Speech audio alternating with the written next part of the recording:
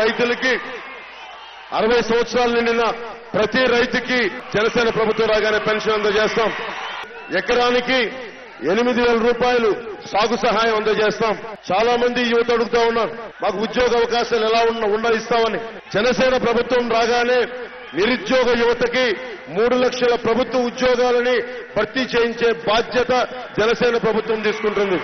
అలాగే ఇంటర్మీడియట్కి వచ్చిన ఎవరికి ఉచితంగా ల్యాప్టాప్స్ మీ చదువుకోవడానికి మీ అవసరాలకి జూనియర్ కాలేజీ వచ్చిన ప్రతి ఒక్కరికి ఉచితంగా ల్యాప్టాప్స్ అందజేస్తాం. రాష్ట్రం మొత్తం మీద ముఖ్యంగా యువతకి పరిశ్రమల్లోని ఉద్యోగాలు కాకుండా మీలో నుంచి కొత్త యువ రైతులను తయారు చేసి మీ కాళ్ల మీద మీరు నిలబడగలిగే బాధ్యతను జనసేన ప్రభుత్వం తీసుకుంటుంది. అలాగే మా ఆడపడుచులందరికీ కుటుంబానికి అండగా ఉండటానికి సంపాదనకి సంబంధం లేకుండా మీరు ఎంత సంపాదన ఉన్నదని లేకుండా గ్యాస్ సిలిండర్లు ప్రతి కుటుంబానికి ఉన్న ఆడపడుచుకి సంపాదనకి సంబంధం లేకుండా ఉచితంగా అందజేస్తాం.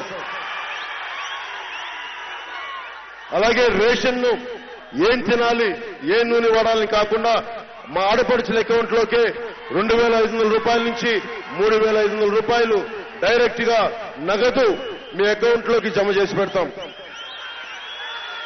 పారిశ్రామికవేత్తలు అనగానే బాగా వెనుకబడిపోయింది ఎస్సీ ఎస్టీ కులాల్లో 2,000 కోట్ల రూపాయలతోటి వెంచర్ ఫండ్ అని పెడుతున్నాం.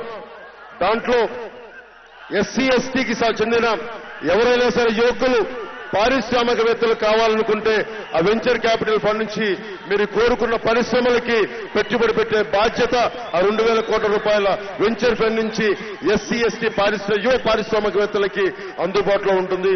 ఆ ప్రోగ్రాం చేస్తా ఉన్నాం.